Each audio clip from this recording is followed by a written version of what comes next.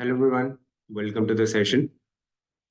So last week we had 3 sessions in which we discussed about few Python fundamental topics, right? With that, in the last week, we have also completed or we have also discussed about the installation of the tool required for data science code. So if you have not gone through the video, if you want to see those things, if you want to do installation and you want to know basic about the data science, you can watch those videos. So you can join the group. WhatsApp group will be shared with you in the chat box. There you can have the videos also, and you can ask any doubts, anything you want to know regarding that. Right. So just as a brief, what we were talking about the last session, which was on last Friday. So we were discussing about something called as a data type, Python data type. Now, you know that in any programming language, what do? We basically write something, and according to that, our programming language will perform a task. Because whenever we write something, our computers don't understand what we have written. Computers are going to convert the code into zeros and ones, which is called binary format. And computers understand only zeros and ones, right? So these softwares that we install, these programming languages that we are working with, they help you to convert your written code into machine understandable code, so that you don't have to write in the zeros and one format, right? So when we are going to work with any sort of programming language, we'll be dealing with a lot of data. We'll be working with data, we'll be manipulating data, we'll be changing data, doing sort of calculations on that, which is going to help us to perform a task. So in that case, I was discussing that if you go to Python programming language, you will interact with 2 types of data, basically. One is a numeric data, which is going to be numbers. Either it will be integers, which is whole numbers, like 10, 20, 35, 43, whole numbers with no decimals. Second, you will have float values, where you will have the data which has decimals. So these are 2 numeric data. Now, sometime you will need to work with a lot of data, not just a single value. Let's say you want to work with 10,000 values. So in this case, we saw there is something called as a variable. Variable is what? Variable is a single entity which is going to help us store a data. So if you have attended the previous sessions, I've discussed about it. Let's say I have written this num1 is equal to 10. So what is this? This is an entity for us, or this is an any very basic form of code, which is storing a small information for us. So 10 is stored in something which is called a variable, and variable has a name.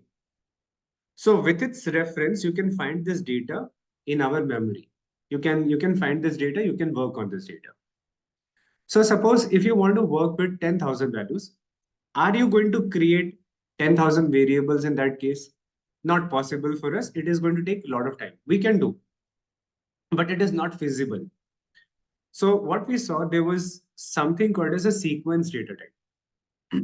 Sequence data type is what? It is a collection of data. So instead of storing one value at a time, you can have a collection of unlimited amount of data. So you can store in a collection 10,000 values, 50,000 values, 100,000 values, 200,000 values, whatever amount of data you want to store as a collection together, you can store that. This is where the sequence data types comes into picture. And I've explained about these 5 sequence data types. They have different use case, different roles to perform. So whatever way you want to play with the data, you can create this data and you can run the operations on that. In the last session on Friday, we were discussing about the first data type, list. How does it look like? How do we create that? What sort of operations are possible on that? We were talking about this. So let us go and continue further. Let's see what other things can we discuss. So I was talking about that list is one of the collection data type, which is a collection of mixture data. So in a collection, I can store different type of data. Either I can store all the integer values, which is all the whole numbers. I can store the decimal values also, which is called float. And also I can store a text all together in the same collection. So list is a very flexible data type. I can have a single data type also, means I can have every value which is an integer value. I can have collections also. So both the things are there. Now, in this case, we talked about there is a concept of indexing and slicing. Indexing and slicing basically is a concept which is going to help us to select or a single value or select multiple values from the given data. Let's say we have a collection of 10,000 values in the list and you want to select some 500 values. So how would you do the selection of those 500 values? You have something called as index numbers, which are basically relative locations of those data. So in this collection where that value is present, which you want to select, you can do that, you can get that. I've discussed that in the last session, you can visit it. Then I was talking about that list is a mutable data type, means list has mutable properties. Mutable property basically means if you have created that collection of data, so you can later change any value from inside of that. You can delete the values, you can add more value to the collection if you want. So it is a data type which allows you to change, manipulate that data whenever you want. So now we have seen some ways how you can add the data, delete the data, replace the data. All of that we have seen in the last session. So if you have not gone, if you want to see that, join the WhatsApp group. You will have the access to the video of those sessions. Let's continue further. There are some extra methods on the list. So let us talk about some extra methods on the list that we can perform. So suppose I have list number 2, list number 3. We created a bunch of lists in the last session on which we were doing some sort of operations. So here, let's see what things you can do. What else can you do on this? So one is you can create a copy of the list. Let's say you said list3.copy. Means make another list which is exact copy of the list number 3. So that I don't have to create that myself, just do a copy paste. So when you're making a copy, it is going to take one list and it is going to create another one. So another one, I have to store it somewhere. So what I will say that it is my list number 4. You can just give it any name that you want. I have given just a name as an example. So I can say that the new list that you're creating, which is a copy of the previous one, that will be saved into this variable list number 4. So when you run this code, you will see that list number 4 has been created, which is exactly same as list number 3. Dot copy is going to help us for that. Then the next one is, let's say list3 dot sort. What do I mean by sort? Sort means to arrange the data in ascending order or descending order, means minimum to maximum or maximum to minimum. Because if you look at the data, which is list number 3, it is not in a particular order. It is not sorted in any order. So the numbers are very random. I want to sort it so that they are either in decreasing order or in increasing order. So what it will do if I say list3.sort, by default, it will sort in ascending order. Now, what is this thing I'm writing? As you can see, I have written this hash symbol, pound symbol, and after that I have written a text. So this text is called a comment. Comment is a statement which is going to be ignored by Python, which is not going to be treated as a code by Python. So these are the statements that we write to explain a code. So suppose I want to explain to someone that what is this particular line of code is doing, what is this code is doing, I can add any statement, which is an explanatory statement. But you have to remember that you have to add this hash symbol with that. Then only it will be ignored by the Python. Otherwise, it will be treated as some code. So these are comments. I've explained that in the last session. So now when I say list3.sort, it is going to sort the list into ascending order. So when you take a look at list 3 now, you see earlier how it was 10, 13, 65, 43, 51, 33, 92, which was not sorted in any order. But now if you look at the list, it has been arranged the numbers have shuffled here and there so that they are now in a ascending order, minimum to maximum. Now, what this particular thing is, this is called a function. There's a topic in all of these programming languages which is called a function. What is function? Function is a pre-written code for us. In this case, there is a pre-written code whose name is this sort, and we are applying that pre-written code on our list, on our data, and then that function is doing some operation for us on that data. So how do we create these things and what these things actually mean? We will see that in the upcoming sessions. So for now, you just have to understand these are some pre-written code that we have in Python, which is going to do some operation for us. Similarly, what this thing is doing, what this function is doing, it is modifying my original data. When I say sort the list number 3, it is modifying my original data. So whatever your original list was before, that has been permanently modified. Now, if you want to do the sorting in descending order, maximum to minimum, like here we have done minimum to maximum, you want to do in maximum to minimum. So what you can do, you can say list dot sort. You want to sort it, our list. Let's take the list number 4. So list number 4 is like this. I'll say sort the list number 4 in reversed is equal to true. So when we mention reverse is equal to true, what do we mean by that? Is sort the data in descending order, reverse order of the normal sorting. So by default, it is going to do it ascending order. So when I say reverse is equal to true, I'm just saying that to do the sorting in reverse order, means maximum to minimum. So when you run that and you observe the list number 4, so list number 4 has been sorted in maximum to minimum. And this has been sorted in minimum to maximum order. So earlier it was not sorted. So you would see that it has been sorted in maximum to minimum. These are sorting methods. Now, very similar to this, we have something called as reverse. What is reverse? So let us say I have list number 3, list number 5. And to create the list number 5, I'm just using this.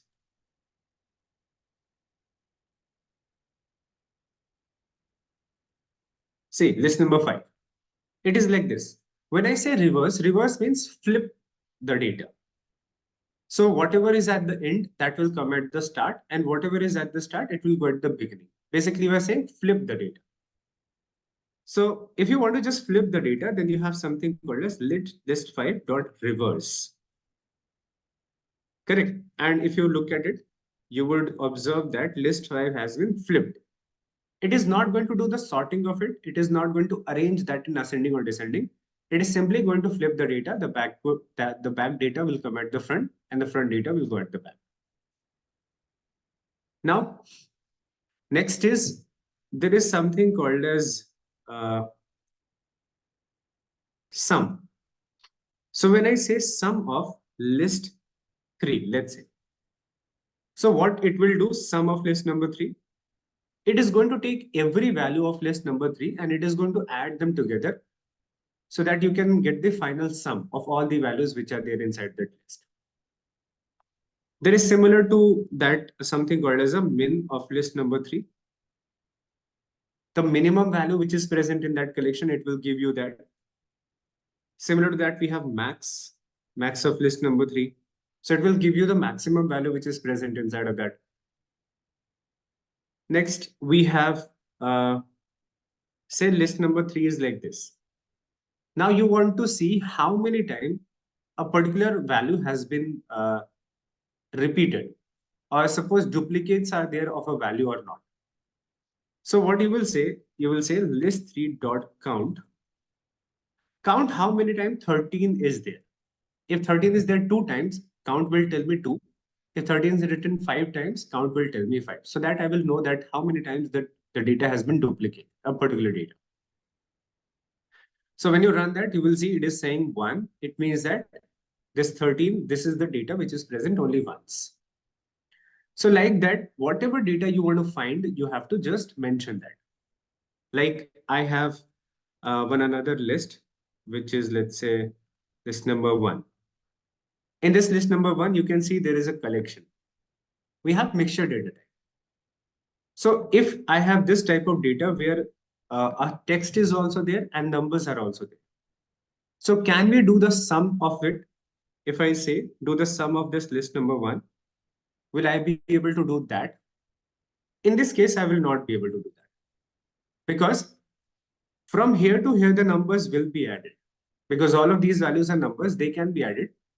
But since we have a Python, which cannot be added with the numbers, so it is saying that it is a type error. We cannot add the float and the string value. String or text value, we cannot add them together. So you need to make sure whenever you are applying these kind of things, so you should have a data which has a single data type. Single type of data should be there, then only some of the operations will work. So similarly, let's say if I want to say list1.count, I want to count how many times Python word is written. So what I will have to mention, I have to mention exactly the same way how that word has been written. So it is written capital P, all small, and then we have it in the quotes. So I am going to run it and it will tell me that that Python word in that collection is only once. If it was 2 times, if it was 3 times, so then it will tell me that. So now these are few basic things. In the upcoming sessions, we'll try to go into details. Those of you are going to enroll in the program. So we will see much more than that. How do we apply these things, these small things to make a function? How do we apply this concept in the data science context? We are going to talk about that. Just now, we are talking about the basic components, what these topics are and how they help us further. So this was about one data type. Let us go and talk about the another data type, which is our tuples. So what are tuples? Tuples are basically similar to list with immutable properties, right? So one of the advantages and also disadvantage you can say with the list is that it is changeable, it is modifiable anytime. So let's say by mistake, someone has done a change. Someone tried to modify a data by mistake. So list will allow that operation to happen. And that way, if you did not want the data to be changed at all, if it was a very sensitive data, then using list is not a good idea. So you should use another secure form where you can have a collection of data, but it should not be modified. It should be safe and secure. Once you have created that it should be safe and secure. So let us say, how do we create that safe data? So I'll create the first variable. If I want to have a tuple, how will I create a tuple is this. Let's take this data and I will put it. Now, when anything is in the round bracket, in the square bracket, this is list. This is indicating to the Python that it is a list data. So you have to change this bracket from the square bracket to the round bracket. So in the round bracket, when you have collections, that is now identified, or that is now a tuple. So Python knows it is a tuple and it is going to behave in that manner itself. So let's look at the tuple 1, how our data is. So we have a tuple which has these collections, these values present in that collection. Now, what do we mean by immutable property? Immutable property means that this collection you cannot modify at all. Once you have created the tuple, you cannot change any value, means you cannot replace any value, you cannot add any value, you cannot delete anything from it. It is safe and secure, you cannot do anything with it. So let's see what things then we can do. So we can do the indexing. Indexing, if you don't remember, indexing was the numbers 0, 1, 2, 3, 4, 5, 6, 7, 8, and 9. So these are what? These are relative location. That in tuple 1 is a collection. In that collection, if you go to location number 4, then you get this data 50. If you go to location number 8, you get this data 45.3. If you go to location number 9, you get this data Python. So these index numbers are relative location, which always start from 0 in Python. So if I show you that these basic things, that these are index numbers, let's say if I mention tuple 1 of, let's say, 5. So whatever value will be present at tuple 1 of location number 5, that will be shown to us. So at location number 5, we have 60, that is shown to us. If I try to do tuple 1 of, let's say I mentioned 2 to 5. 2 to 5 means what? I have already explained that to you in the last session, where I was explaining this concept. That if you want to select a value, select the starting index number, colon, and the stop index number plus 1. So let's say I wanted to select this much data, suppose. Not one value, but I want to select these values. So as an example. So how do you select these values, which is present here also? So the index numbers are 0, 1, 2, 3, 4, 5, and 6. So you want to select the data which is present at location 2, 3, 4, 5, and 6. So I asked you that, is this going to be a good method that I write all these locations like this? That show me the data at location number 2 also, 3 also, 4 also, 5 also, 6 also. Is that going to be a correct method to do the data selection at multiple locations? So you might think that if for one index number, I'm giving that location, so why not for multiple values? Why can't we give just like this?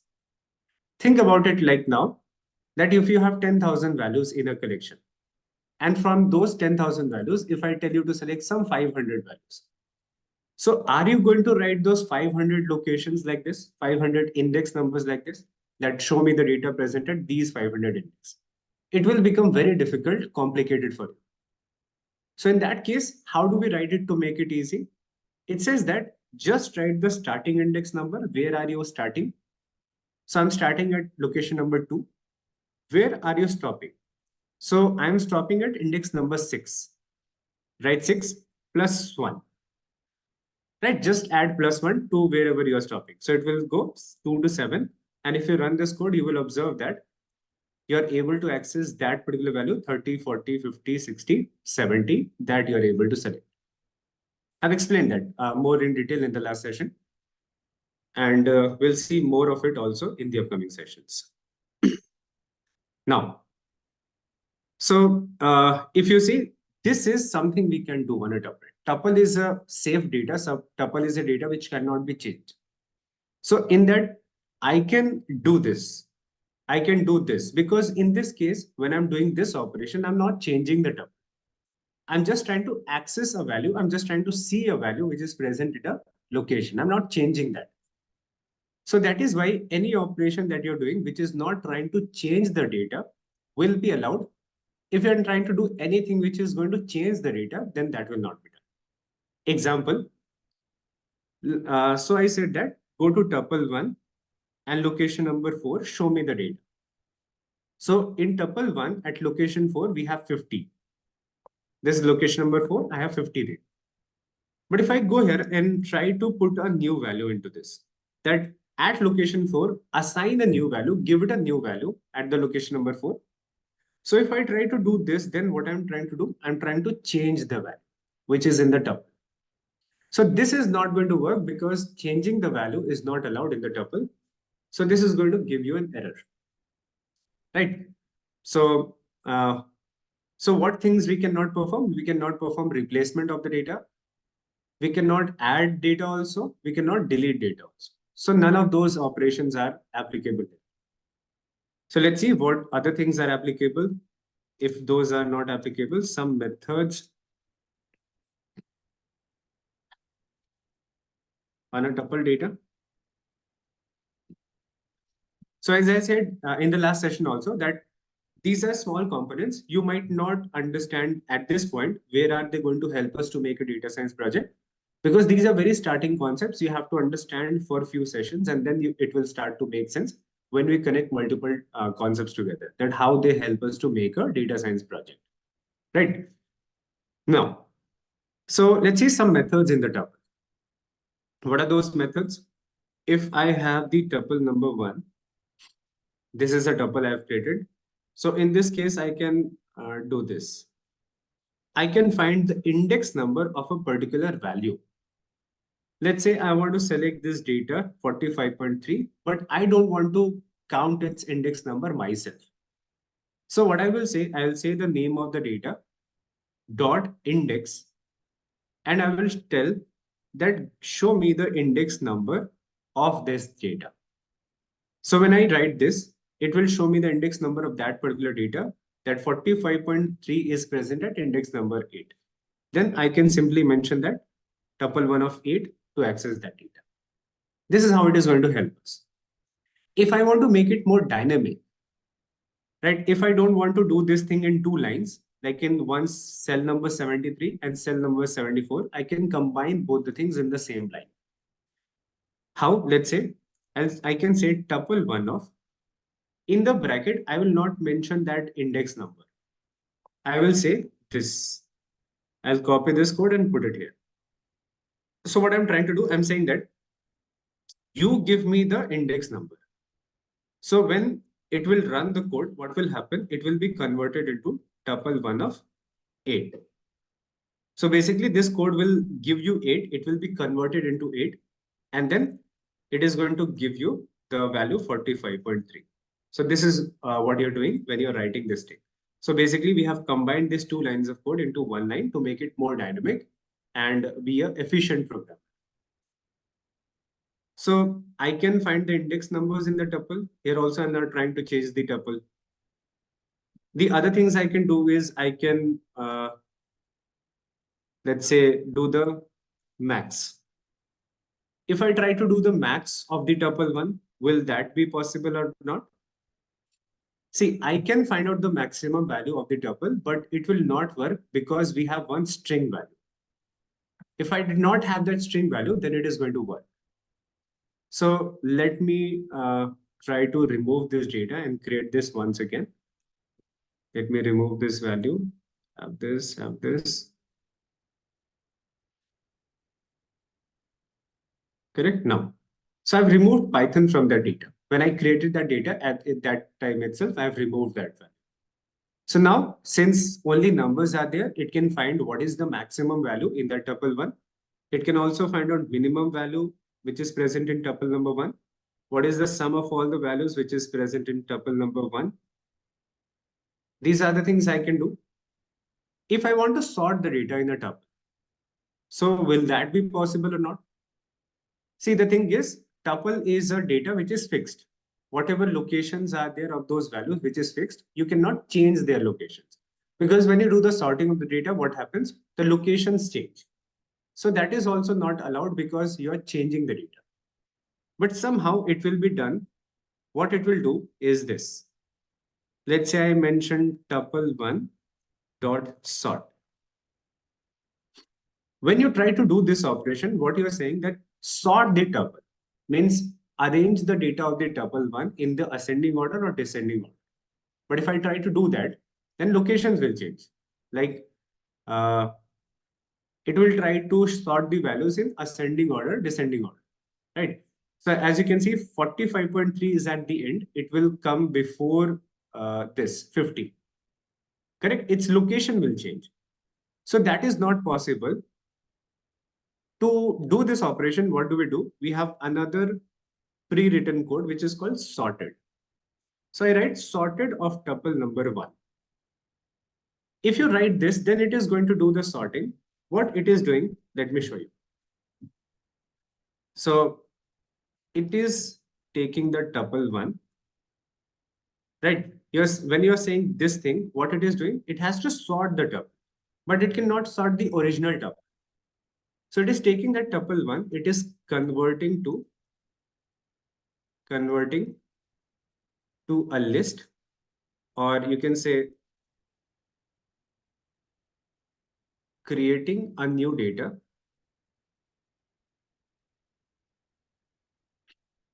in list format. Correct. Creating a new data in list format. Using the tuple one, it is just making a copy of that and storing that in a list. Once it has stored that data in a list, means a new data will be created and that new data will be sorted. That new list will be sorted. So it takes an indirect approach to do the sorting of the data which is present in tuple. So this tuple one data will be safe and secure. It cannot be changed. It is creating a new data, and the new data which is creating, it is the same value, but it is in a list format. That new data is going to be sorted. The first one, which is a tuple, it is going to be safe and secure. It is not going to change. So that is why you are seeing when I'm doing the sorting of the tuple, it is showing me the result as a list, because lists can be sorted, tuples cannot be sorted. It is just using the tuple data to do this. Now, these are the basic operations you can perform. So the deletion of the value, adding new values, that is not possible. Let's talk about the another data type, which is called sets. Now, sets is another data. Two of them we have seen. One was list. List is a very flexible data type, which gives me the option to create the data, change the data, add the data, delete the data, everything it helps me to do. But if I want to have the restriction that I don't want my data to change, I can use a tuple. Let's see another data, which is called set. What properties does it give us? It must also help us for something. Let's see what properties does it give. It is a collection of unique data. Unique data.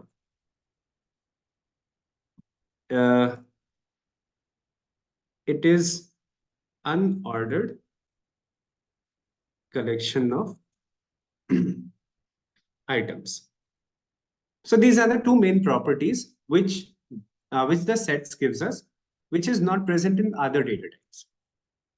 So let's see, what do we mean by collection of unique data? So collection of unique data means when I create a set, I cannot have a duplicate. Even if I try to put duplicates, it will remove that. So we cannot have duplicates in that. Let's see what can be the uses of that. Let's see. So I have the set one I create, and set is created in this curly bracket. A list is created in square bracket, the tuple is created in round bracket, and set is created in curly brackets. So if I mention now that set is the value, let's say I put some values 10, 30, 40, 50, 60, and 70. Say I have these 7 values present. In these 7 values, if I put some duplicates, 70, 70, 70 duplicates are there, right? Just a minute.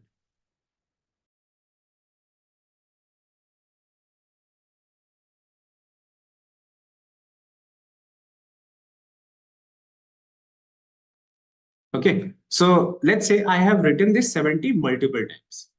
Now these are duplicates. So if I try to put them into this set, and if I check the set one, you see, it will show me 70 only once, but I have written 4 times. It is going to ignore the other ones where 70 is written, it will show only once. That is what the property of the set is. But if I try to put this into list, let's say list new, if I say list new, and I put these values in a list. Say we have these things and we have list new. If I try to store duplicates in a list, it will take that. It will not reject those values. It will take that. But if I try to store this in a set, you are seeing that it is only showing 70 once, not showing the other 70s which are there. So how can I utilize this property for our benefit? Let's see if I have this list created from with us. If I want to remove the duplicates from this list, there's no option to remove the duplicates in the list. What I would need to do is I would need to do this list new dot remove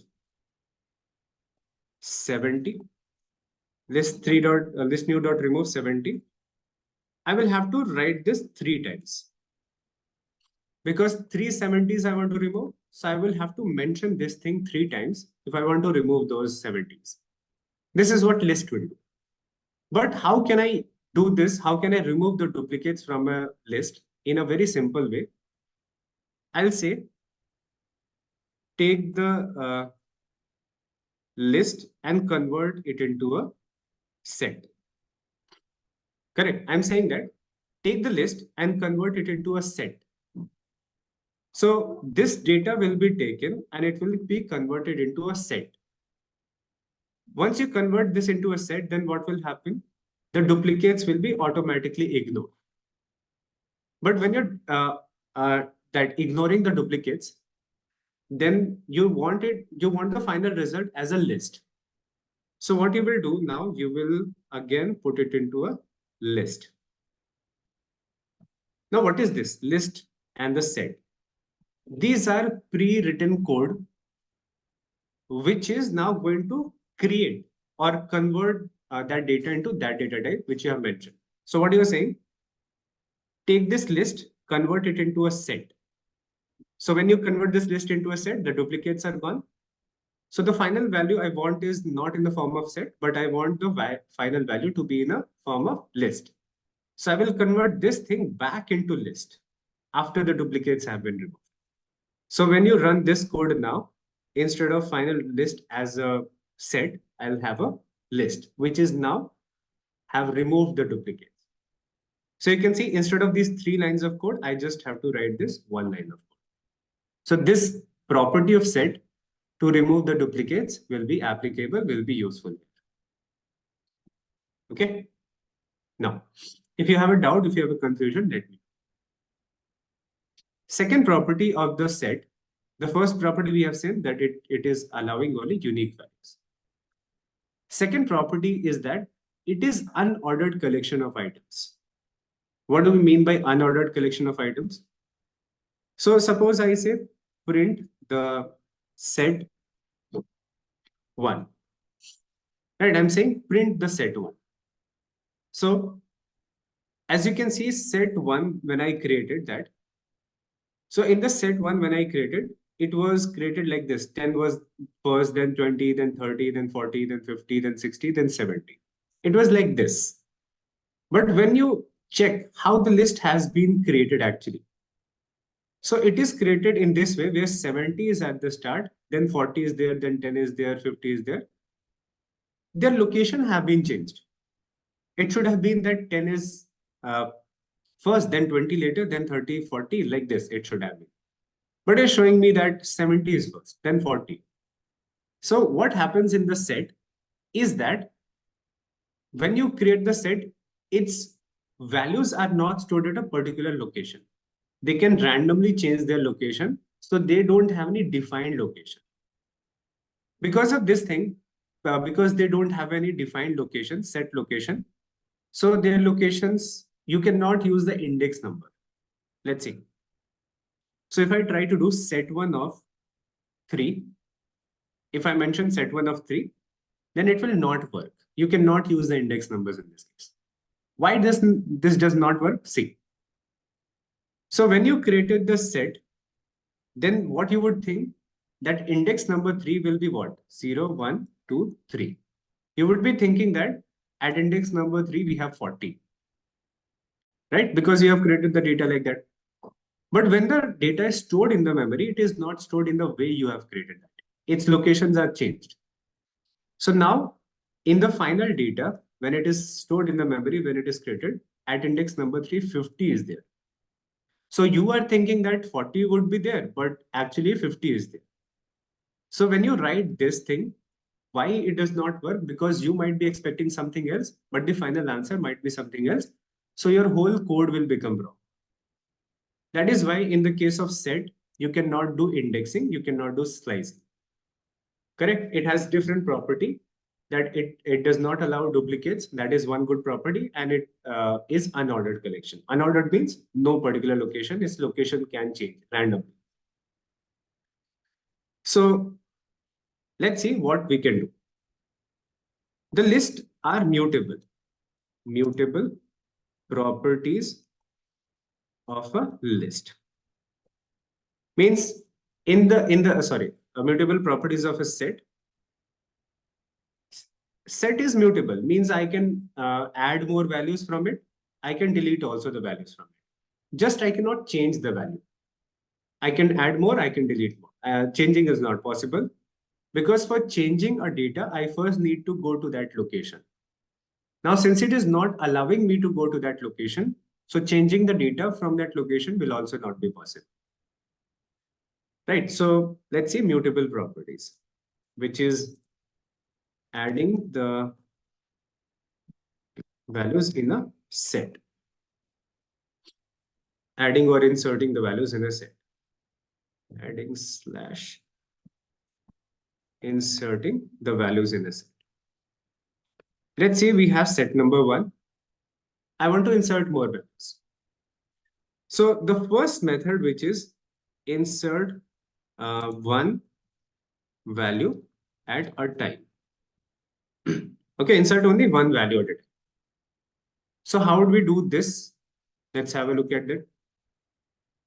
So I have to say set1 dot add. Right? I'll mention set1 dot add, and I want to add a value 90 to this. Or let's say I want to add a value 24 to this. A new data, new number I wanted to add it. So I just mentioned this. Now, where it will be added, where it will be inserted into my set1.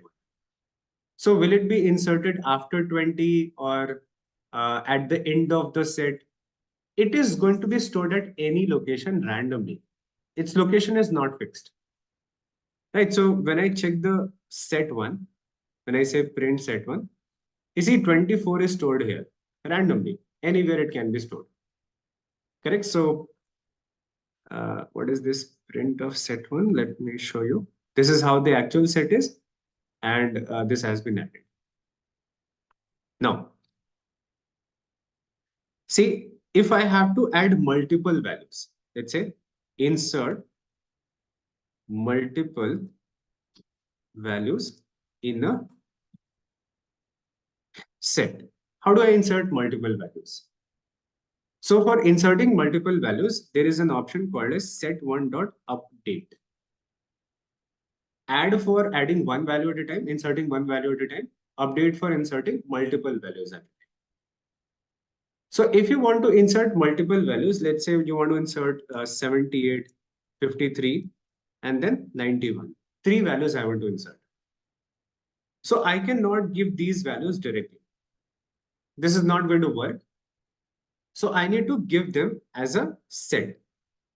Means I need to put them in a small set. And this is how I need to give this. That whatever value is present in this small set, insert these values one by one into the larger set, into the main set.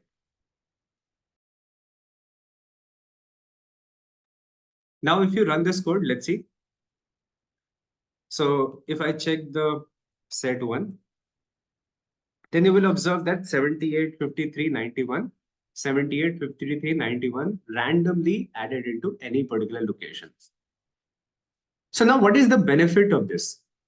Because in the list, if you remember in the list, we also were inserting the values in the list. In the list, when I used append function, there was one append, that list 3.append. When I was adding something, inserting something using the append function, it was inserting that at the end only at the end. So I said that next function is, if you want to insert at a particular location, you can mention that particular location, that index number 1, insert 30, only at this location. Then there was another option, which was extend, which helped me to insert multiple values. So when you use the extend option, this is also going to insert the values at the end. Correct? So in this case, most of the insertion was done at the end, but there was one thing which can help you to give a particular location. But in this case, in the case of set, they are not stored at any particular location, because location of the values are itself not fixed. That is why you cannot mention that at this location only you can insert the value. They will be inserted anywhere they find the location, anywhere they find the space, they will be inserted there. So in this case, it has not it does not have to search for a location. That is why insertion will be faster relatively. Correct. Let's say you enter a bus. And in a bus, suppose you have to find a particular seat and sit there. So it will take time for you to find that seat and then go sit there. But if your motive is just to enter the bus and find any seat and sit there, so you will just enter the bus and you will see an empty seat and you will just go there and sit. So that will be easier for you. That will take less time. This is the same concept being done here. So this was insertion of the value, add to add single value, insert single value, update to insert multiple values. Two options are there. Let's see about deletion. Deletes values from a set. So how do we delete values from a set? Let's say I want to remove something which I have inserted by mistake. So in this case, what I will have to do, I'll have to say set1 dot remove. We'll have to say set1 dot remove and mention the value which you want to remove. So let's say I want to remove 60 from this. So I'll simply mention that from the set1, remove the value 60. And if you mention that, and if you check the set1 after that, 60 will be gone, will not be there. Now, in this case, you will not have to think about if 2 times 60 is there, then which one will be deleted. Because duplicates cannot be there. Every value will be uniquely only once present. So whatever value you write, it will be only once present, that will be removed. In the case of list, we have seen that it can has duplicate also. Like 60 can be present 3 times. So which 60 will be removed? The first one, which is if you go from left to right. So going left to right, whichever first 60 it gets, it will remove that. If you want to remove all the 360s, there is a concept we will see in the upcoming sessions called as a loop. Loop is a concept that is going to help us remove all the values at the same time. Now, so one is remove. Another option we have is set1.discard. So when we mention set1.discard, here also I have to mention the data which I want to remove. So I mentioned the data, it is going to remove the data set1. Now in this case, if you see, remove and discard both are removing the data by their name, by using that data itself. So here I mentioned remove 60, 60 removed. Here I mentioned remove 24, 24 removed. But why there are two different functions for that? So let me explain this thing to you, what they both are, where they are different. So let's say I mentioned set1.remove 200. Now 200 is not present in the set. So I'm trying to remove a data which is not present. What it will do, it will give me error. It will show me error, telling me explicitly that the data you're trying to remove is not inside the set. But if you use this discard is also taking the data to remove that. So if I mention remove 200, so it will not give you any error. It will quietly do the task. It will say that if the data is present, which you try to remove, then it will remove that. If that data is not present, whichever you're trying to remove, it will not say anything. It will just be quiet. So in this case, you're not going to get any error.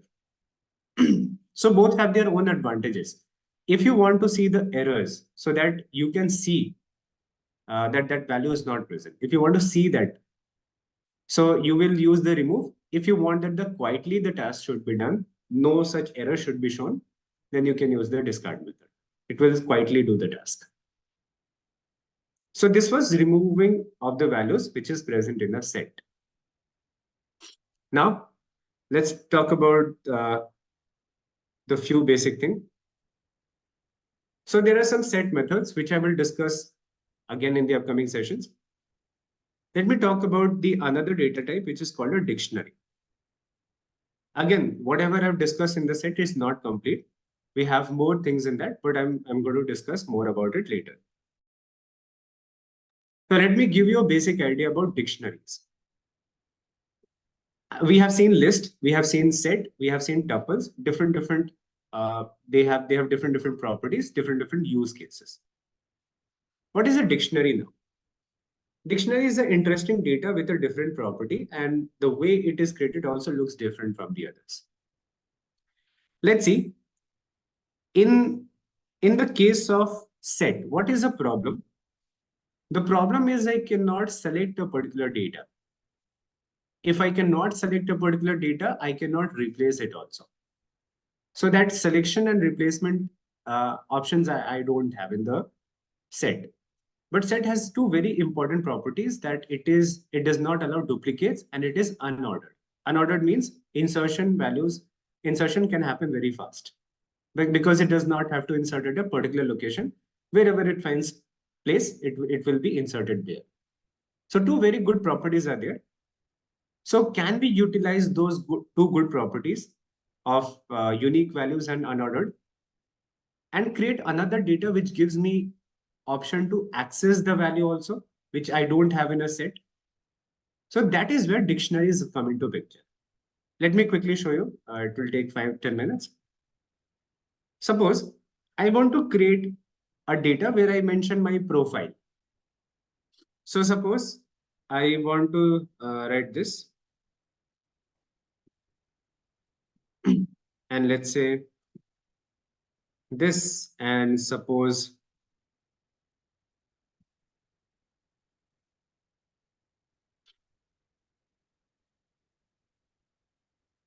basic things I have mentioned. So in this profile, this I've written in a curly bracket. This data is in a curly bracket, so it is a set data. Round bracket tuple, square bracket list, curly bracket set. So I mentioned that, but I'm not able to understand what these four values are. This I can say, okay, it is the name. This I can say, okay, it is the age. What is this? What is this? Is it my hobby or is it my profession? What those values are, I don't understand it properly. Second thing, if I want to change anything here, I will not be able to change that also. This is how sets work. So taking that problem into mind, a new data was created. Let me show you profile dictionary. So I'm going to mention the same thing in a different way where I can access them also, replace them also if I want. So let's say I make a curly bracket. So dictionaries also use curly bracket, but they will look different. So I'll mention now name, colon, this, I'll mention, say age, age we have 29, then we have role is equal to instructor, and say we have the final hobby where I mentioned football. Right, so I have mentioned these four things where you can see I have written 8 values instead of 4 values. So let me explain what these things are. Now these two values together is 1. These two appear is now a 1 value. We don't have 8 values, we have only 4 values, which is in a pair. Out of these, the first things that you see, before the colon, someone's mic is on. Sorry. Okay. Yes. So see, what are the first values? Name, age, role, and hobbies. This is before the colon. So these are called keys. And the next values, which is name, Shikhar, 29, instructor, and football. These are values, or you can say these are my data. So my main data, my main values are this 4. But with that, I have attached something called as a key. What this key is going to do for us, in the sets, I don't have any way to access the value because we don't, the index number don't work. So in this case, it will, the keys will allow me to access the data from the dictionary. Right. So let me show you when I create this dictionary. right? And if I say, go to the profile dictionary, and from that, if I mention, let's say, role. So I said that go to profile dictionary. It is a collection of multiple values. From that, I mentioned a key. So whatever value is related to that particular key will be shown to me, will be visible to me. So if I am able to access this, I can change it also, replace it also. Suppose I said that role, make it data scientist. Make it data scientist. So it will go to role, and this is a key where already a value is there. But if I'm giving a new value, it will replace the previous value with the new value, and updation will happen. Updation will happen, and you can see role is data scientist now. Earlier it was instructor, but now it has been updated. So what this dictionary is doing, dictionary is going to work in same way. Since this is also in curly bracket, this is also in curly bracket. This one is a set. This one is a set, which does not allow duplicates. This one is a dictionary. It is also written in curly bracket. It does not also allow duplicate. But the duplicates what? You can have duplicate data, but you cannot have duplicate key. The key is always going to be unique because with one key, two doors you cannot unlock. Right? That is the thing. One key, you cannot access two data. Only one key for one data. So basically, this dictionary has the property of unique values also and unordered collection also. But it has one extra feature that you will be able to access the data with these keys, which is not available in the sets. And also you can see the other advantage of using dictionaries is that I don't have to worry about those index numbers, right? 0, 1, 2, 3, 4, 5, 6. That was very complicated and kind of messy data that I have to check the index numbers. Here, there is no thing such as index number. I can just see what is the key. Look at the key, mention the key, you will be able to access the data. So the accessing the data becomes quite easy and fast when you're working with the dictionaries. So this dictionary is a different type of data where you have a pair, not a single value. Pairs, always pairs will be there.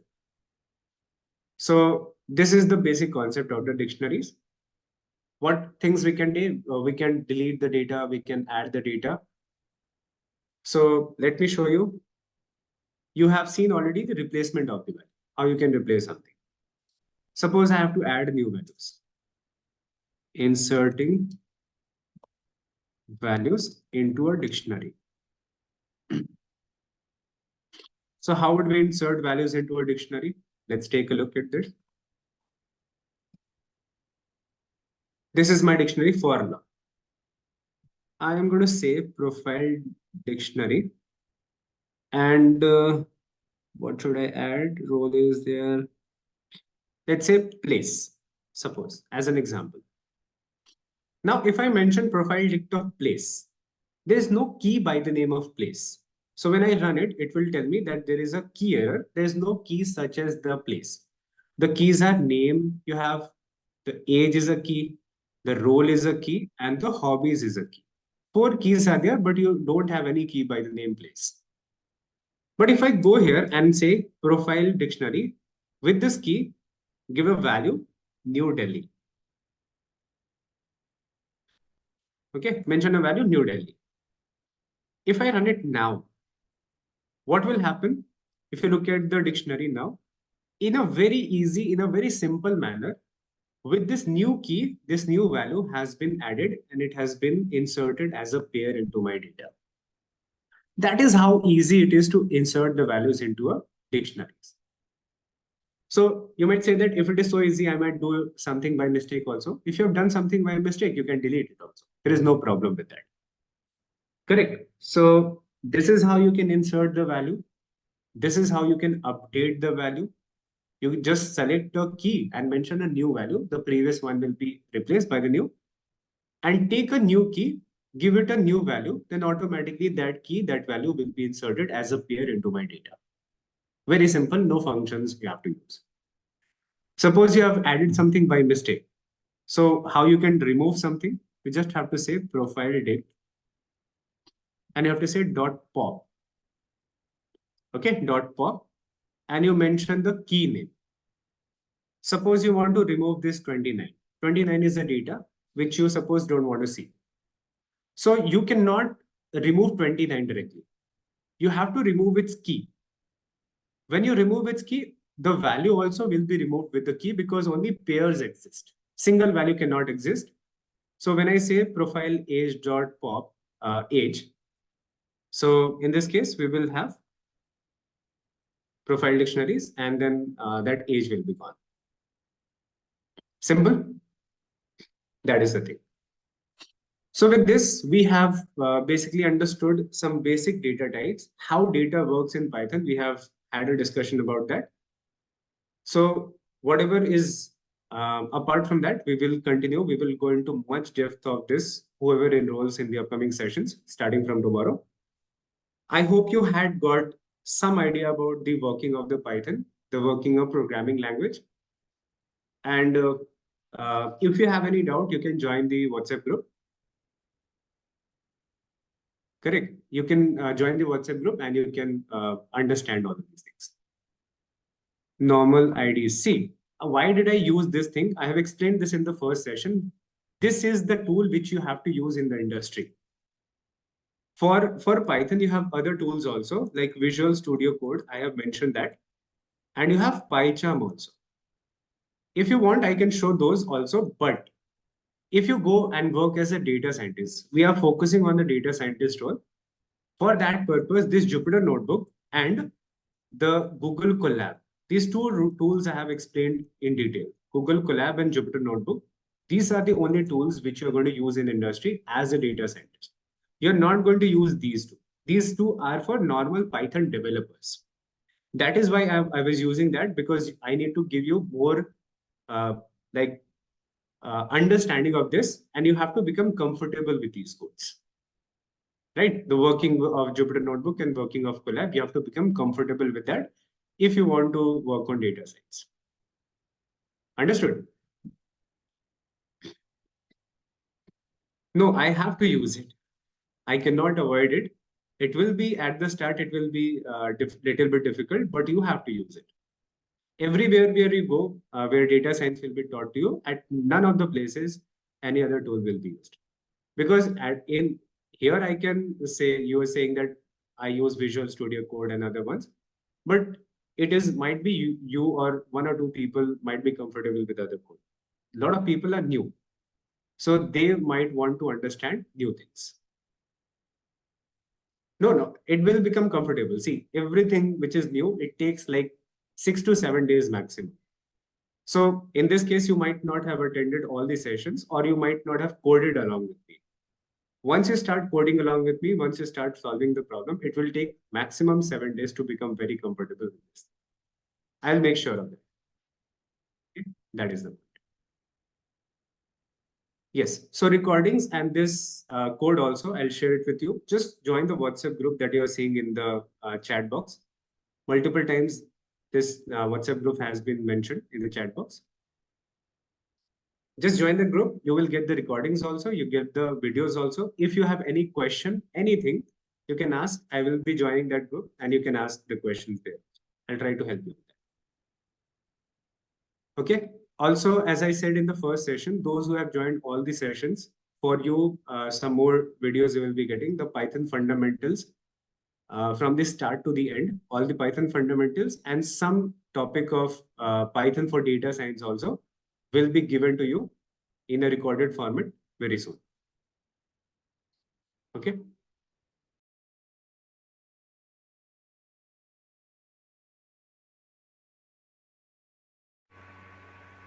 WhatsApp group is in the just above you, above this message that you have written.